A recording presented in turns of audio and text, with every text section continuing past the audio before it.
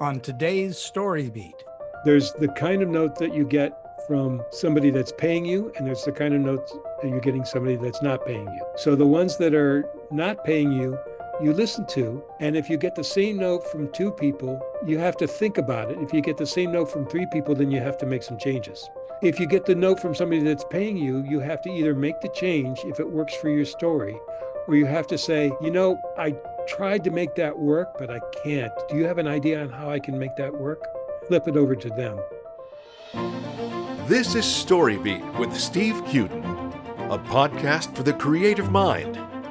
StoryBeat explores how masters of creativity develop and produce brilliant works that people everywhere love and admire. So join us as we discover how talented creators find success in the worlds of imagination and entertainment. Here now is your host, Steve Cuden. Thanks for joining us on StoryBeat. We're coming to you from the Steel City, Pittsburgh, Pennsylvania. My guest today, Paul Chitlik, is making his second appearance on StoryBeat. Paul has written for all the major networks and studios in both English and Spanish. He was story editor for the new Twilight Zone and staff writer for the Showtime sitcom Brothers. He's directed episodes and been coordinating producer for Real Stories of the Highway Patrol and U.S. Customs Classified. He wrote and produced Alien Abduction, the first network movie shot on digital video for UPN. He wrote, produced, and directed Ringling Brothers Revealed, a special for the Travel Channel, which was right up his alley because years earlier he'd been a roustabout for Circus Vargas. Paul has written features for Reicher Entertainment, New Image, ProMark, Mainline Releasing, and others. Most recently, he wrote, produced, and directed The Wedding Dress for Amazon Prime. Paul was nominated for a Writers Guild of America award for his work on The Twilight Zone and a GLAAD Media Award nomination for Telemundo's Los Beltrán. He also won a Genesis Award for Showtime Family movie. Paul has taught in the MFA programs at UCLA, the University of Barcelona's Film School ESCAC, Cuba's Film School EICTV, Chile's Film School UNIACC, the University of Zulia in Venezuela, the Pan American University in Mexico City, the Story Academy of Sweden, and as a clinical associate professor at Loyola Marymount University. Paul's latest novel is Lies, All Lies. I've read Lies, All Lies and found it to be one of the most entertaining works of fiction about behind-the-scenes Hollywood I've had the pleasure to peruse. He's also the author of one of the most indispensable must-read books for anyone interested in writing screenplays, teleplays, plays, and even novels, called Rewrite. For the record, I was one of Paul's students during my days in graduate school at UCLA. Without question, Paul's teachings have remained exceptionally influential on me for both my own writing and in my subsequent years as a college professor of screenwriting. So for all those reasons and many more, it's a terrific joy for me to welcome back to StoryBeat today the writer, producer, director, and teacher, my friend, Paul Chitlik. Paul, welcome to the show for the second time. Thank you, Steve. You really made me smile. It's been a long time. You were in my class, it must be about 15 years ago, maybe a little longer than that. 14, 15 years ago is correct. Yeah. Great class. I remember that. We had a lot of very outstanding students in that class, you among them. And a lot of fun. Yeah. And I thought at that time, what's he doing in my class? He knows too much. Apparently, I didn't know enough. It's very interesting. When I went to school to get the MFA. Yeah. And I'd already been in the business a long time. And I thought to myself, I'm going to go take these classes. I'm going to work my way through it. Nobody's going to teach me anything I don't already know. And boy, was I wrong. I've never been more wrong in my whole life. I learned so much in that school. Oh, that's great. I'm glad to hear that. I was like many writers. I only understood what I was doing by observing other scripts and movies and TV shows. Mm-hmm. I didn't understand the academic part of it or the inner workings of it at all. Well, there's two ways to approach talking about screenwriting. One way is from the point of view of a screenwriter, and the other is from the point of view of somebody that has observed screenwriting. Mm-hmm. And that's where we have, the guy that wrote Story, McKee. You have McKee and you have people that wrote screenplay. Those people have watched screenplays and watched movies, but they've not really produced any of them Correct. themselves. Once you get into producing it yourself, producing a screenplay, meaning writing a screenplay, it's a whole different way of looking at things. And I think you need to hear from both sides to really get a good idea of how to write a screenplay. Well, there's no question there have been many successful screenwriters who had no education of any kind, didn't even get through high school. Correct. And turned out to be great screenwriters. So that's a very possible thing to do. And in fact, in my case, I had a degree in the theater, but I had no writing degree.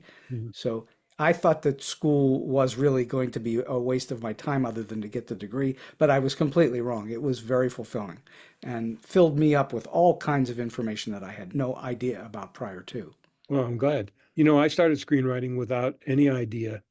Well, I had one class in formal screenwriting, Mm-hmm. which was writing the television movie.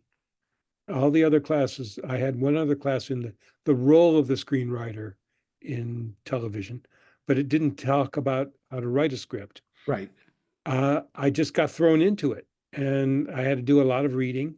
And my first job in screenwriting was writing for a show called Guilty or Innocent. And I was the executive story editor and wrote the pilot of this show. Really had no idea what I was Well, doing. how did you get that job with no experience? Well, that's a good question, because I had been trying to get a job as a screenwriter because I had been a college administrator and college teacher in ESL, English as a second language. Right. And one day I was standing at the blackboard substituting for one of my teachers. I had 14 teachers working for me and 45 student aides and a population of 450 students from all around the world. And I was standing there, and a little voice in my head as I was writing on the board said, "This is not the plan." And I realized, yeah, it wasn't. So I started to look into other forms of making a living by writing. And I found that writing novels, the average novelist made at that time $850 a year. Ooh. I thought, well, that's not going to support my Austin Healey or my 2-bedroom apartment in Hollywood, which I had at the time, or my parking space or my secretary. That's not going to do it. So I looked into writing for the screen, and I found out that, you know, there are ways to make a living doing that. I wrote some teleplays, and I sent one to an agent, and the teleplay was called Casanova Goldberg. Okay. And it was about an older guy who worked in the Catskills. He was what they called a toomler. That's the director of activities, basically, at one of these large resorts. And he falls in love with his assistant, who's 50 years younger than he is. Now, as it turned out, the agent that read my script was 78 and his girlfriend was 18. So he related to the script. He called me and he said, "I think you got something here." And he's the one that got me that job on Guilty or Innocent. Where did you come up with being a writer? When did that start for you? At what age were you when you thought, I want to write in anything? It would have to be when I was in college. My last year of college, I was thinking, what am I going to do when I get out? Where was this? This was at the University of California at Berkeley. Okay. So I was a comparative literature major. And I was a comparative literature major because when I had to declare a major going into my junior year, I laid down all the courses that I had taken and all the courses that I was planning to take. And then I looked at what are the majors that fit into that group of courses. And it was comparative literature because I was going to Spain for my junior year abroad, Okay. taking a lot of Spanish literature classes. And doing that, I started to think, well, maybe I can be a writer. And when I graduated from college, I went back to Spain and I started writing. My first published work is in Spanish. It's a poem in Spanish, in Poesía Española. And then I tried to write there, and I thought, you know, I'm losing control over my English. I was hardly speaking any English at all during that time. And I had a Spanish-speaking girlfriend. I had all my friends were Spanish-speaking. All my media was Spanish-speaking. So I decided I had to move out of Spain, and I went to England And I lived there for 4 years, and I started writing novels, which were terrible. Really, the first two novels I wrote there were just awful. Isn't that the way it works, though? Well, you have to have a failure to get a success. Hmm. I also was translating novels and writing for magazines and newspapers. And eventually, I was working for a news service and writing to deadline. This is why I'm a very fast writer. I had a deadline every day at 4 o'clock, not 4:01, but 4 o'clock. Had to take it over to Reuters to get it on the wire. So I started writing there, and then again, I thought, I'm losing my American. I wanted to go back and live in the States because I was saying, let's go rent a lorry and we'll drive the stuff over to the warehouse and go up in the lift. And I thought, nah, that's not going to work if I'm going to write stuff about my own background and my own what I know. So I moved back to the States, and then there's a long story. Then I got sucked up into the ESO world. First, I worked as a translator.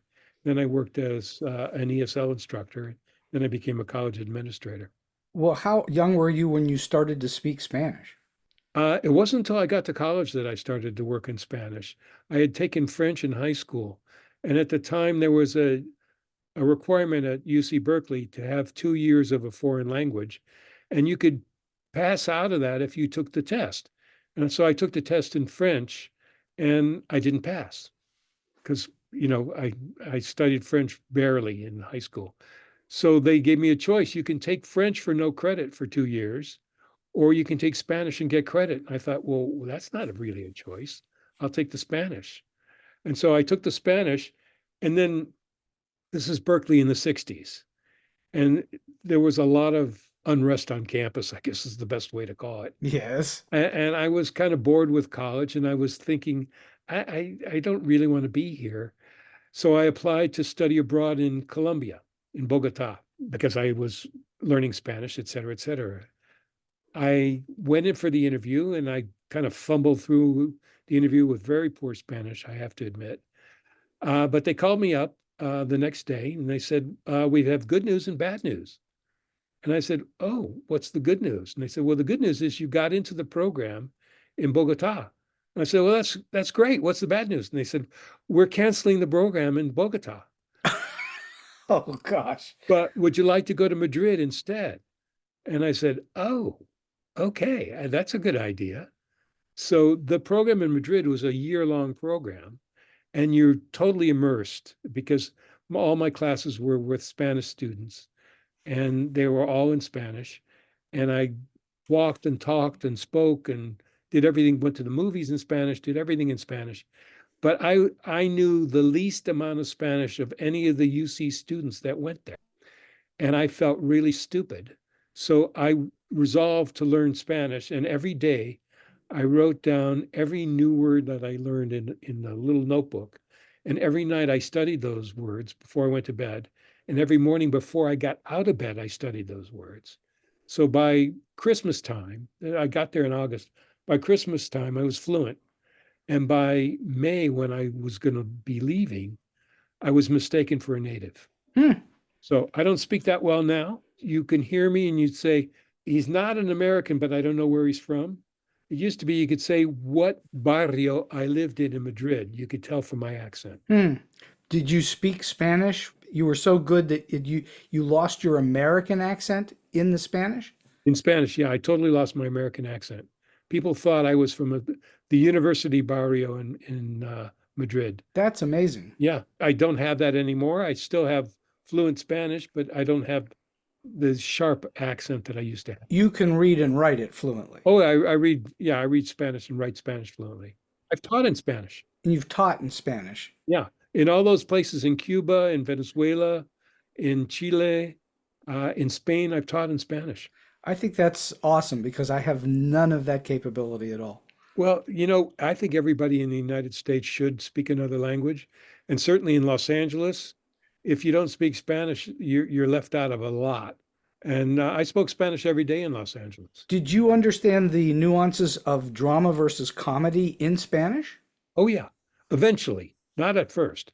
At first, the movies were above my head. I mean, I couldn't understand anything in the movies for quite a long time. It's harder to understand that. But eventually I could get Spanish humor. I know jokes. I learned jokes in Spanish. I told jokes in Spanish. I've made up some jokes in Spanish, as a matter of fact, for Los Beltrán when I was working on that show. So yeah, I've done it. To my way of thinking, it's hard enough for a native speaker to do, I'll use the word again, nuanced comedy, which is a very specific kind of way to think of how do you form a sentence and how does that then impact the punchline or whatever it would be. In your own native tongue, that's hard enough, let alone in a foreign tongue. Yeah, it is a skill, and it does take practice and work. Right now, I'm consulting on a Colombian sitcom that a friend of mine is working on, and it's in English and in Spanish. Is it a video of some kind? Is it going to be subtitled? We don't know how they're going to do that yet. It hasn't been sold. He's just working with a production company in Colombia, and when they sell it, we'll figure out what parts we have to subtitle. We'll probably subtitle both. So if it's people are speaking in English, we'll subtitle in Spanish. And if they're speaking in Spanish, we'll subtitle in English. So I've never had anyone to ask this question of before, which is fascinating to me. You have obviously seen movies in Spanish that you understood what they were saying and then saw the English subtitles underneath. How accurate are those usually?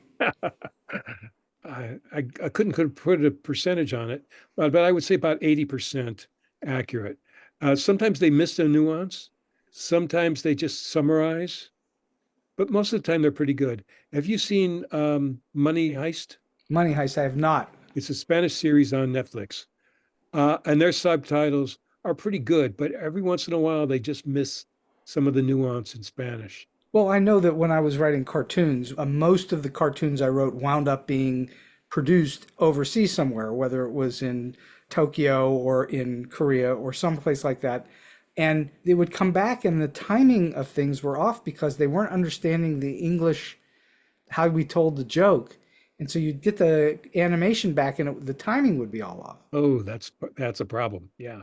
It's a real problem. It's difficult going from language to language because it's not only the words are different, the way of thinking is different. Mm-hmm. If you're talking to a person that speaks German who puts the verb at the end of the sentence, you have a different way of looking at things. If you talk to a Spanish-speaking person where the adjectives come after the noun instead of before the noun, and the verb can come anywhere in the sentence, as a matter of fact, there's a certain formal way of writing that the verb is quite often at the end of the sentence as well. It's a different way of thinking and different way of approaching thought. So let's talk about Lies, All Lies, your new novel. Thank you. Have you produced it in Spanish as well? No, I haven't done that. But what I am doing right now, I've been asked to adapt it into a series, a limited series. Oh, So I'm writing the pilot right now. how cool. Yeah, it's very cool. And it's very interesting adapting that. I don't know if it would do well in Spanish because it's so specific to television. It's about a television writer, producer, actor who has amnesia. And I'm changing the reason he has amnesia from the book to the series because I think it's a little bit more interesting if I do it this way. But he has amnesia because he was involved in a car accident and he doesn't know who he is or why he's there or who is this gorgeous woman he's standing next to, soaking wet at the poolside of the Hollywood Roosevelt Hotel. But now I think I'm going to have to, in Spanish, it's going to be difficult to adapt because he's very immersed in television production in the United States. I think in the various Spanish-speaking countries, they understand television production, although they may not. Look, as far as I know, the overwhelming majority of Americans don't understand what happens in Hollywood. True, but they want to know. They do want to know, but I'm saying they wouldn't know if you were literally making up everything, which you were not. No. They wouldn't know the difference because they aren't sure how that works anyway. And frankly, they don't need to know and they shouldn't care how it works. They just want to know what the end product looks like. Right. Right? It's not a story about television when I think about it. It's a story about a guy who's finding out that his life at this point was probably not what it should have been. And his personality is not what it should have been. Well, let's be brutally honest. He's a bit of a jerk. He's a jerk. Exactly. And he has to figure out why he was like that, what he wants to do about that, and how he can change, and then how that means he can change other people's lives for the better. So you've got a situation that on its surface seems quite dramatic, and yet you've managed to infuse in it a whole lot of funny stuff. Thank you. And so it's both a drama and a comedy. I dare not use the term dramedy because I don't think it is, No. but it has a lot of serious stuff in it. And yet it's funny at the same time, which I think is really hard to pull off. That was your intention, I assume. Yes, of course. Everything I do has got humor in it. I mean, when I talk to my wife, I really laugh. Fortunately, we were just talking about it yesterday. We make each other laugh still. We've been married. It was our anniversary yesterday. We've been married 14 years, Wow. but we've been together for 17 years, much longer than my first wife, I have to say, which is interesting. But humor is a part of life. And if you don't have humor in a book, I'd be bored. Well, there's certainly lots of very famous, successful books that have no humor in them at all. Right. How much humor is there in War and Peace Well, exactly. or the Brothers Karamazov? Or most of Hemingway. Right. Well, almost all of Hemingway. All, But yeah, I also like to read Carl Hyacin, because he's so funny, Mhm. but also he's also deep. And we read Holden Caulfield because he was also amusing Yeah. as well as being deep. It's like you've got Vonnegut out there doing very serious stories, but they're hilariously funny. They're hysterical. One of my favorite writers. And so I've modeled my writing after a combination of all those people Hmm. because I want people to read it and I want them to be amused as well as having their thoughts provoked. So the famous old cliche line is that dying is easy, comedy is hard. Right. And I know it's almost impossible to figure out why or how, but do you have a sense of what makes comedy so difficult to do well and what makes it work? Well, I always tell my students, and I've always used this when I was writing comedy, comedy is surprise that doesn't frighten you. So you have to come up with something different that doesn't frighten you, that amazes you, and will make you laugh. And that's the way we confront surprises. We laugh usually, or we're afraid. So I don't want people to be afraid when they're reading my books or watching my shows. I want them to be surprised and happy, but thoughtful as well.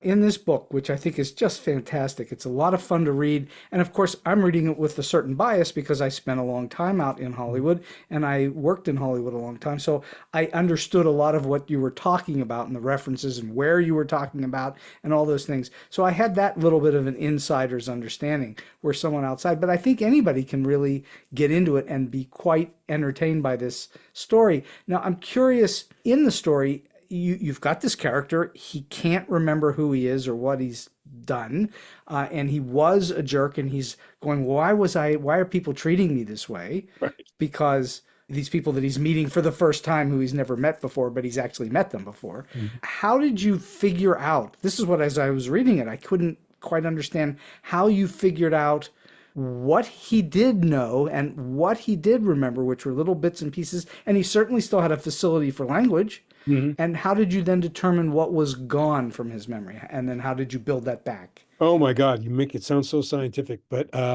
unfortunately, it wasn't. Here's what happens.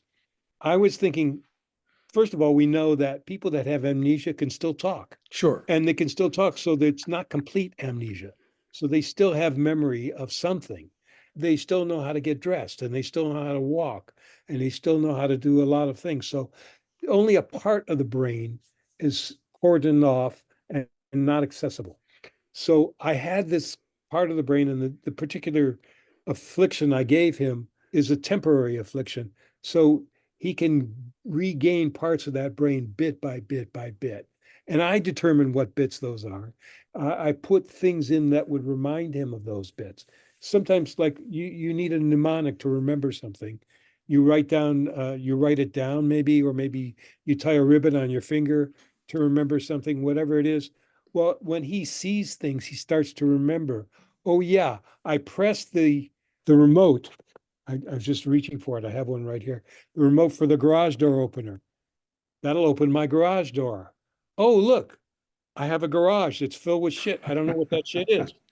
Now I have to go into the garage. I go into the garage. I open the door. Oh, I forgot about turning off the alarm. The alarm goes. Now I have to figure out the alarm. I can't remember the code. And I turn around. Oh, there's my ex-wife. I didn't know that's my ex-wife. I didn't even know who that is until she starts talking. Buddy, what are you doing here? So I gave him prompts to remember stuff. And I had people telling him stuff that he should remember. Mm-hmm. So I put him in a world that he has to discover for himself, but it also brings back memories. He starts to remember things. Oh, yeah, I did that. Oh, shit, I did that. That's not good. And you have the advantage of putting him into a world that he is actually from and familiar with. Right. So his memory starts to come back slowly one way or another. If you had given him amnesia and he was on a foreign trip somewhere and didn't know where he was or who anybody else was, it would have been a totally different story. That's the next book. That's the next book. So his name in the business is Buddy Ralston, but his real name is Cy Rabinowitz. Correct. And so did you know, and you don't need to name any names, but did you know anyone in the business who was kind of like Buddy? Buddy is a compilation of several characters. Yes, I did know people like Buddy. I've known people that were jerkwads like him. Absolutely. Almost every character in the book is based on a real life character from that. Mm-hmm. Even Shireen is not so much. Such a heat. The tall yogi. Yes. She's based on my yogi that I had in Los Angeles, who was not a trans person, but in the book, it turns out that she is. She's trans, yeah. Which is a shocker. I shouldn't give it away now, but I did. Okay. Maybe we'll cut that out. You'll still enjoy the book. Get it and read it. Thank you. But yes, I used them as kind of templates, and then I could draw on whatever I wanted to draw on them. So let's talk about the building of characters, which I know you're an expert at not only doing, but teaching. So, all right, you have all these people that you've met in your life, and you've decided to write a book about a business that you've spent a lot of time in. So you have already a lot of background knowledge. I'm assuming you didn't have to do a ton of research about the business because you'd already had that research in reality. Okay, so now you decide you're going to do a story about a guy who has amnesia, who has to begin with, he's got two names. Right. They're very different from one another. And he's beloved by the public and hated by the people he works with. Right. So there's two sides to the same thing, right? So it's a little Jekyll and Hyde, not to go back that way for me, but it's a little Jekyll and Hyde. All right. And so how do you then decide how to develop a character like that you know you can work with throughout the course of an entire novel? I did something very different with this book. Usually I plot out everything that I write ahead of time. Mm-hmm. And I try to figure out what the story is and what the goals are and what the characters. You're the king of outlining. I'm the king of outlining, and every student of mine will tell you that. I make everybody outline. This time I thought, I woke up from a dream with the first sentence in my head. And I wrote that down. I said, this could be something. And then I thought, you know what? I'm just going to start writing from that. And I just started writing from that. And then I decided that I was going to write myself into a corner every day. And I did. I wrote myself into a corner and I figured out how to get out of that corner the next day. But I didn't know where I was going for a very long time. Do you think you could have done that in the beginning of your career? No, absolutely not. It required you having written thousands and thousands of pages of material that's been produced and people have seen and criticized and given you notes on for you to understand you can sit down and just churn a story out. I wouldn't call it churning a story out. Typing. but I could write a story. The thing is, I have enough confidence in myself as a writer to know that if I work my character into a corner, I'll be able to figure out how to get out of it the next day. And that's what I did. And sometimes my characters would surprise me. As you know, once you know a character really well, character starts to talk to you. So how did you know those characters? If you woke up from a dream and the first line was there, but you didn't know what the story was, how did you determine who these characters were? Boy, that's a good question. I just wrote until I found those characters. They just came out. So you didn't sit down and do character studies or any of that. You just kept going. Just kept going. I started taking notes, though. started taking notes. This character likes this character is from that, this character, his flaw is this character, what he really needs to find out is who he is, and what he really needs to find out is how to change his life for the better, because he's been an asshole and he doesn't want to be an asshole. Everybody wants to be a better person. I think everybody in the world wants to be a better person than they are now. Mhm. We just don't know how to do that. And we don't have permission to do that always. We just have to follow, we just follow what we've been taught to do, and we do what we need to do every day. We think we want to be better, but we don't actually aim towards that. And so once I figured out that that was his goal, was to find out who he really was inside and to be that person, then it was more clear. I keep remembering something that I heard a long time ago from a inspirational speaker. He said, with the boy I was when I was 8, be proud of the man I am today. And I thought to myself, that's a good thing to think about. Would my younger self, who was so idealistic at that time, be proud of the person I was today? And what Buddy does in this book, Buddy Ralston, he realizes, because he kind of wakes up from his amnesia, he's like a baby. He's like a child. He has the opportunity to be whoever he wants to be. He asks himself, do I really want to be the person that everybody is telling me I was? That's not a good person. No, he comes off as a real louse until he figures it out. And so I figured that is the progression. Once I got that, and that didn't take me that long to get to that point where I realized he wants to be a better person. And now he's got to figure out how to do that. First, he has to figure out who he was. Then he has to figure out who he wants to be. And then he has to try to be that person. And convince others of it. Correct. And I think one of the beauty parts of the book is by the end of it, it came out of the blue for me. I don't know how others would read it, but the end of the book, I got emotional. I wasn't expecting it because there's this wonderful wrap up and life story and life lesson in it. And he learns and grows, and it's really heartfelt. And I think that's an achievement all by itself, because most books do not do that to me. I don't get emotional at the end of books. Thank you. I appreciate that. My goal in all writing is to evoke emotion, because what's the point if you don't? Well, we're in the passion business, aren't we? Exactly. So if I don't feel it, it's not going to be in my writing. And if it's not in my writing, it's not going to be in the readers. And if I don't do that, nobody's going to read it. So I want to have as much emotion in my writing as I possibly can, and as much emotion in my readers as I possibly can. I want the listeners to understand something about what we talked about a moment ago, which is it's not easy to just sit down and churn a book out without having any kind of path to follow, i.e. an outline of some kind. I want to tell you what I've told many, many, many of my students, which is what you taught me, which was one of the most remarkable things about your 10-week quarterly courses at UCLA, which blew my mind. We spent the first 5 or 6 weeks of all those 10-week courses doing an outline, figuring out what the story, and you go, well, I'm not going to have any time to write a feature-length screenplay. And yes, if you figure out the outline properly and you really have it detailed well, writing the script is relatively easy by comparison. Much easier, yeah.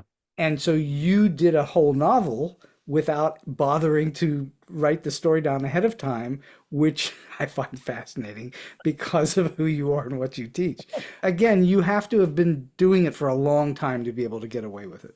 Well, let's compare it to a sport. Let's compare it to any sport you could think of. Let's compare it to, say, baseball. You have to learn how to hit a ball. Mm-hmm. You have to learn how to throw a ball. But when you're a major leaguer, you step up to the plate, you don't think about hitting the ball. You don't have to think about how you do that. But the pros, even the most highly paid pros in any sport there is, golf, football, baseball, it doesn't matter.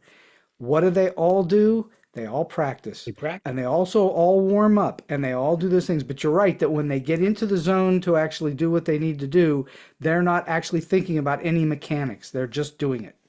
You're exactly right. And I've done so much writing. I mean, it blows my mind when I think about what I did on Real Stories of the Highway Patrol. Sometimes I wrote 3 12-page scripts every day. Wow. every day. For the first several weeks I was working there, they were desperate for scripts, and they had to send them out that day. I would write them and they would send them out that day, and somebody would shoot them the next day. Were they any good? No, the first 30 or 40 that I wrote were not good and they would complain to me, there's too much here. I can't do it. I can't shoot it in one day. And I would say, okay, I'll go back and I'll revise it. I'll do this, I'll do that. But by the end, first of all, I wasn't writing as many as in a day as I was writing at the beginning. I was just writing about 1 or 2 a day, and it was pretty easy by that time. And I knew what I was writing for was very specific. But that's how it works. The more you do, the better you do it. Well, there's no question. The more practice, it's like anything else. It's a muscle. You just get more practiced at it. Yeah, the 10,000 hours is really true. Oh, it really is true. It really is true. So that applies to just about everything. And so I've written hundreds of scripts, and I've read thousands, literally thousands of scripts, and worked on thousands of scripts with my students, so that, it's come second nature to me. I can outline in my head almost. I can tell you the 7 points of any story in my head that I've seen, because I know how to do that. Well, when you described in school, I'll go back to more Paul Chitlik lessons for Steve. When you would describe in class the 7 plot points and you would just sit there and just rattle them off, I thought, how the heck does he know that?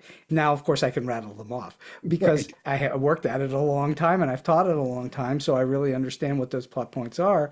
But it's true that there's so much that you can do once you understand the structure of how it works. Exactly. So that's what I applied to the book. And then once I got into it, and then that's the first draft. In the second draft, now I have notes. Now I know where it's going. Now I know I can take that out. Oh, I have to put something in here. The revisions are what really make the book. And so the rewrite, I rewrote it 2 or 3 times, I would say, plus several polishes. And that's where the skill comes in. And how much did it change between rewrites? I would say the first rewrite, I probably changed about 15%. Second rewrite, maybe 5%. Third rewrite, maybe 2%. After that, it was punctuation and spelling. Getting it so that it was good enough to be put out. Yeah. No, I never leave anything. I never send anything out that I haven't proofread at least twice. How important to the world is polishing? It's very important, because maybe you remember when I talked about the Mercedes pads. Do you remember that? I don't think I remember that term. I might not have used that term at that time. I've developed that term now. You walk into a Mercedes showroom, you see a Mercedes-Benz 500, and it costs about $120,000, this car. Maybe a little bit more, maybe a little less. It's a beautiful car. There's 2 of them on the showroom floor. One has been scratched. The leather on the seats has been torn. The radio's installed upside down. The steering wheel's a little cacked. Maybe one of the tires is slashed. It's brand new, but it had some problems in the construction and maybe in the delivery. And it's sitting next to the other one that's perfect. There isn't a scratch on it. They're both asking for $120,000 each. Which one are you going to buy? You're going to buy it doesn't have the scratches, Yeah, right? of course. Because you don't know what's going on in the motor. You don't know if the transmission's going to work on the other car, because they were sloppy when they put that one together. Same thing applies to a script. If a script doesn't look right, if the spelling is off or the punctuation is off, you don't have confidence in reading the rest of the script. I have to tell you one story about one of my students in a graduate class misspelled her own name on the title page. And I said, Ms. Green, you have a problem here. And she said, what's the problem? I said, look at the page. She goes, oh. And I said, what do you think somebody that's reading your script is going to think about you as a writer? And she got it. I mean, it makes sense. You're paying about the same amount of money for a finished film script as you pay for that Mercedes. And people that are looking at it, they want it to be perfect right off the bat. I've told students forever that, if somebody's a professional reader and they read many scripts a week, and they are looking for not just great storytelling, but they're looking for people that they think they can pass along that others will want to work with. Mm-hmm. If you can't be bothered to get your story right and get it polished and get it spelled right and so on, why should anyone be bothered to work with you? Exactly. Exactly. So it's very important to polish your script, to read it over several times. And if you get bored by that, you've made a mistake. You've got to you've got to go back and read it and be happy about reading it and be excited about reading it and read it with a fresh eye as well. It's really important that you put stuff into the world that you feel confident in. Exactly. Even if nobody else does, Right. you need to feel confident in You it. need to not only feel confident, but happy with it, happy about it. If you're not happy reading it, if you don't have tears reading it, if you don't have laughter reading it, then you've made a mistake. You've got to go back and change it. Are those the things that you think that a publishing house demands that a writer give them when they turn a draft in, that it has all those elements in it? Absolutely. It's got to have everything. It's got to be ready. These days, it's so hard to get something published by a publishing house. I mean, everybody can publish anything now themselves. Hmm. But to get a publishing house to read it, first of all, you have to go through an agent. To get an agent to read it takes the same type of preparation. It's very, very difficult to get an agent to read anything these days because they don't want to invest all the hard time it takes to get something published unless it's really, really ready. You have to help them help you. Yes, you have to have the product already done. You can't give them a half-finished product. Because they're not going to bother with you. They don't want to spend the time on you. They don't have the time themselves because they're trying to make a living. Yeah, it's tough out there. It's extremely hard. It's a bad time to be an agent. I would say it's not a great time to be in the publishing business, period, right now. Yeah, it's going through a revolution now. Amazon has changed the whole direction of publishing, and publishing houses are just worried, and they should be. Just like television, television networks are worried, and they should be. The top shows in television are not on the television networks. Nope. They're on the streaming services. They're on the some of the cable premium channels. And the networks still have their hands tied behind their backs by the FCC and the various regulations on them that the cable networks do not have. Right. They have that, and they also they have to be responsible to their advertisers.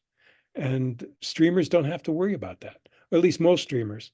Nowadays, you're getting ads on your streamer. Like we watch Hulu, Hmm. and we get ads on Hulu. That's right. Even though we're paying $20 a month for it. It burns me, but okay, we do it. Well, it's got shows you want to see, and they know they have you captured that way. So they don't really care about the audience at that point. Yeah. They're going to advertise to you one way or another, even if it's for products you have never bought and never will buy. Exactly. Well, I was watching something last night, and I said, well, they don't know their audience because I'm their audience for this show, and they're pitching stuff for 18-year-olds.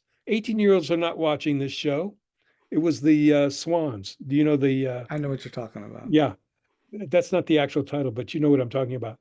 It's not appealing to 20-year-olds. They won't watch that. So Unless they're super hip. So let's talk about TV for a moment because you have a lot of TV experience. sure. What are the major differences between when you're writing on a straight drama like Real Stories of the Highway Patrol and working on Brothers, which is a sitcom? Was Brothers written in a room like a typical sitcom? Well, the typical sitcom is not actually written in a room. It's talked about in the room. We talk about, you sometimes break the story in the room, and then one or two writers are assigned to go off and write it. Sometimes, and then they bring it back to the room. But then you beat it up in the room for days. Then they beat it up in the room again, and then they write it, they rewrite it, and they bring it back to the room, and they beat it up again, and then they bring it to the table, and they beat it up again, and then they bring it to the stage, and they beat it up again, and it gets beat up constantly. Yeah, that's tough. That's one way to write something. When you write a drama, it doesn't happen that way. You break the drama quite often on a series. You break the drama in the room with the other writers. You figure out what the outline is. It's assigned to a writer. The writer comes back with a draft. They beat it up in the room again. But once they go to the stage, that's about it. That's about it. There's no changes. Or there are very few changes. There's a line change that maybe they had to move location. Maybe somebody fell and hurt themselves and can't be in the scene. You don't know, but those kind of things are accidental. When you're making a sitcom that's a multi-camera sitcom, changes happen every day, and changes happen on the day of shooting, changes happen during shooting, changes happen after shooting. There's always changes. So on a sitcom, you're probably going to get a pretty good table read that sends you back to do more work. Yes. But on a drama, you're not going to usually get that table read, are you? You generally don't know.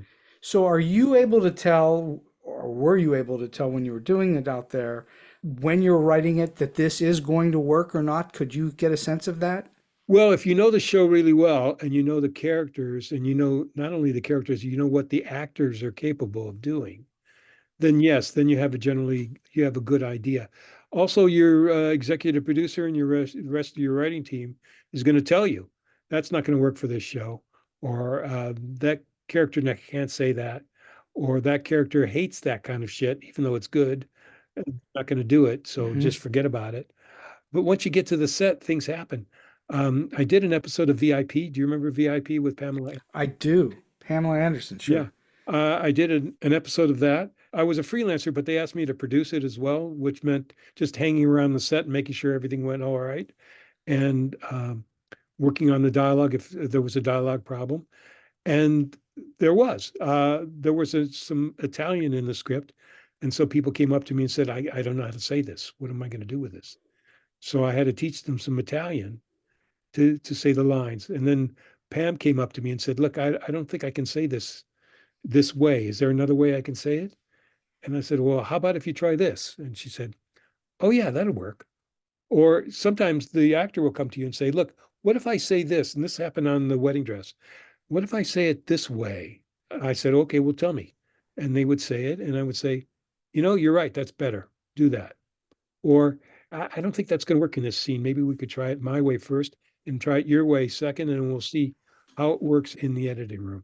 It is amazing how often the actors do plus the work that you've written.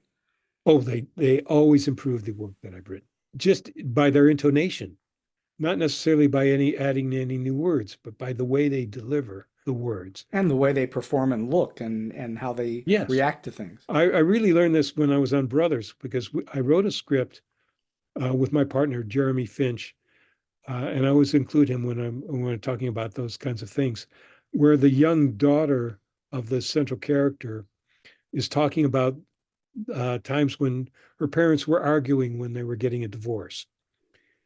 And this never happened to me. It didn't happen to my parents. Never divorced. They never argued very much. But I did have some of the toys she was talking about. And when she delivered the lines that I wrote for her and talked about the toys and talked about the arguing that her parents did, brought a tear to my eye. She did it so well. It moved me. And then I buttoned it with a joke, and the joke landed so well. It just made us crack up. So do you still have that toy? She said, no, I sold it. Even without the big run up, you laughed at it because it's so off, right? After how important that toy was. No, I sold it. Comedy to me is always that counter to what you think is coming. The surprise. The surprise, like you said before. The surprise. Indeed. You've clearly not only received lots of notes in your career, but you've also given a lot of notes in your career as both a writer and also as a teacher. What would you say is the best way to handle notes? Well, there's 4 kinds of notes.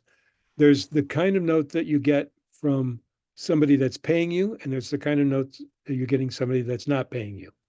So the ones that are not paying you, you listen to, and if you get the same note from 2 people, you have to think about it. If you get the same note from 3 people, then you have to make some changes. If you get the note from somebody that's paying you, you have to either make the change if it works for your story, or you have to say, I tried to make that work, but I can't. Do you have an idea on how I can make that work?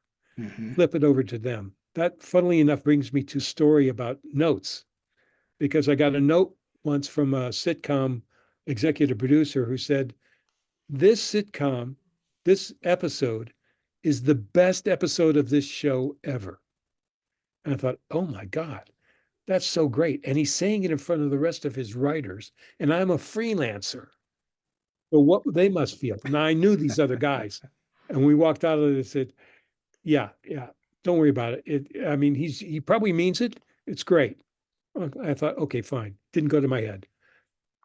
He said, can you write a sequel to this? And we said, oh, great. Okay, we got 2 freelance jobs on the same show. Fantastic. So we wrote the sequel, and he reads it, and we come in for notes, and he says, guys, what made you think you were professional writers?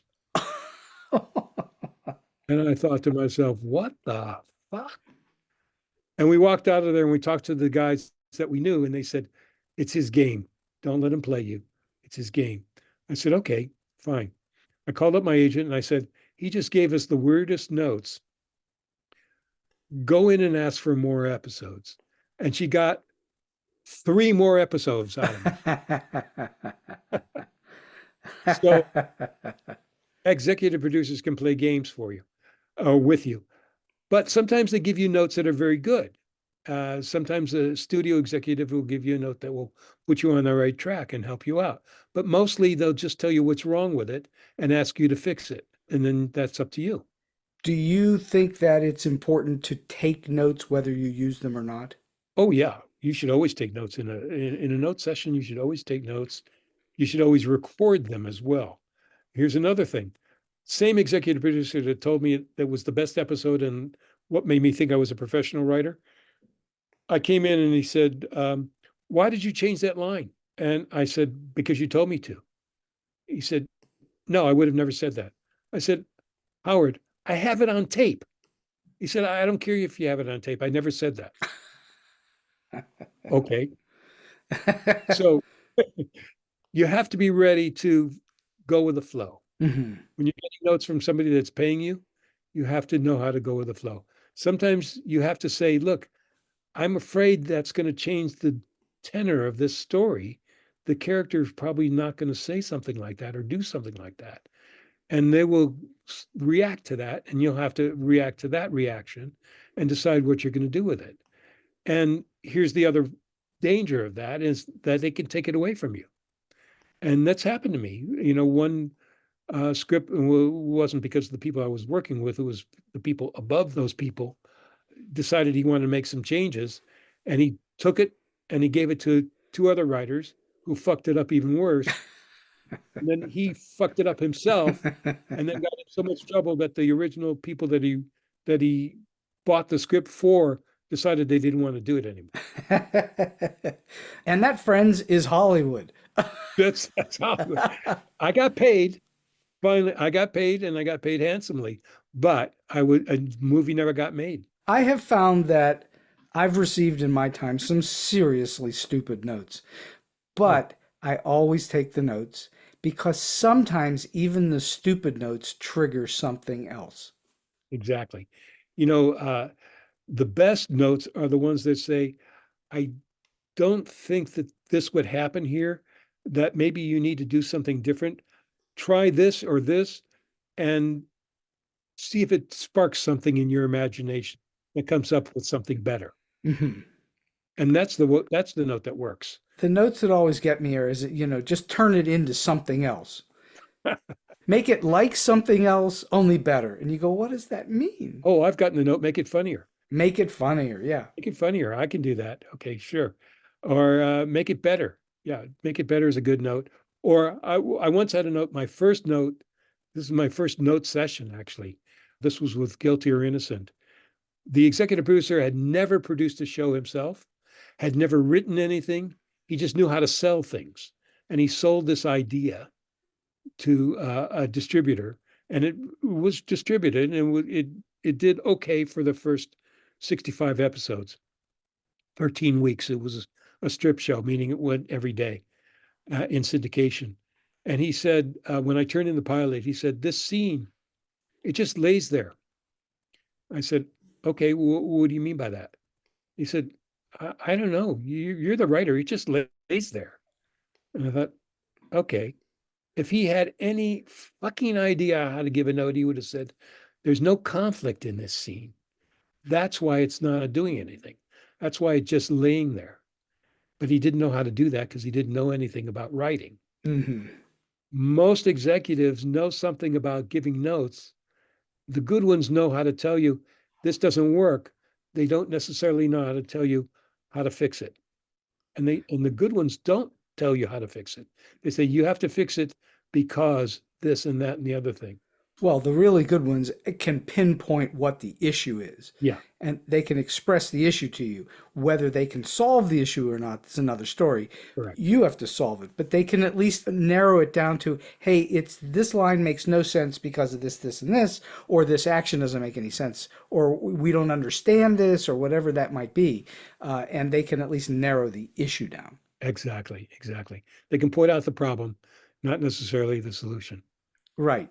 Well, I've been having just so much fun for the last hour or so chatting with my good friend and my former professor at UCLA, Paul Chitlik, and we're going to wind the show down a little bit right now. And I'm just wondering, in all of your experiences, are you able to give us a really solid piece of advice or a tip that goes beyond what you've already given us throughout the show, which is tons of information and advice, but something that you like to tell those who are just starting out, or maybe they're in a little bit trying to get to that next level? Well, there's two things I would tell them. The first thing is to read as many screenplays or as many novels, depending on what you want to write. Read a lot of those. Read the ones that you really like. Ask people what they like and read those suggestions as well. The more you read, the better off you'll have a sea of knowledge to draw from.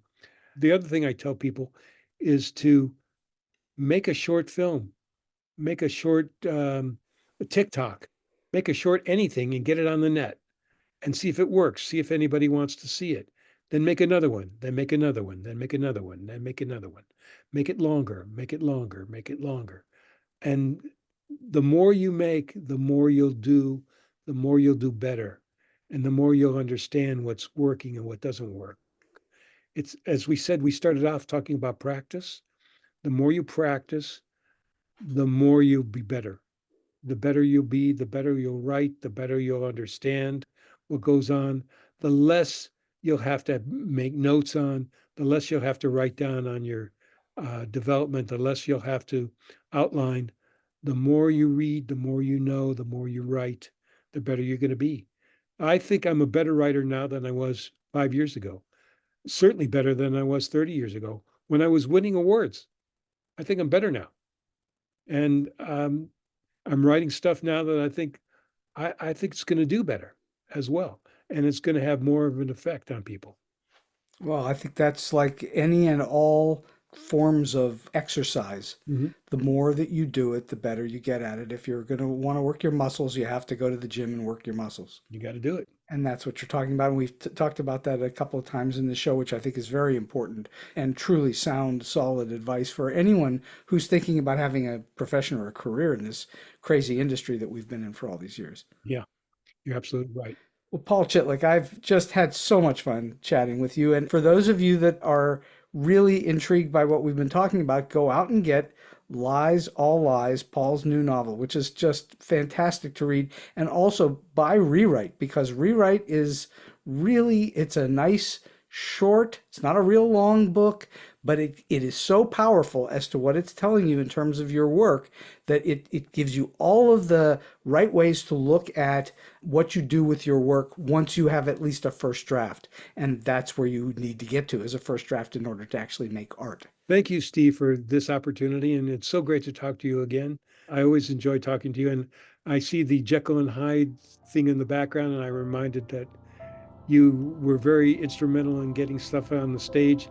That's a great achievement, and I appreciate your taking the time to talk with me. Well, Paul, it's been fantastic. I truly appreciate your time, your energy, your wisdom, and just, chatting with you is always a joy. Thank you. And so we've come to the end of today's Story Beat. If you like this episode, won't you please take a moment to give us a comment, rating, or review on whatever app or platform you're listening to. Your support helps us bring more great Story Beat episodes to you. Story Beat is available on all major podcast apps and platforms, including Apple Podcasts, YouTube, Spotify, iHeartRadio, TuneIn, and many others. Until next time, I'm Steve Cuden, and may all your stories be unforgettable.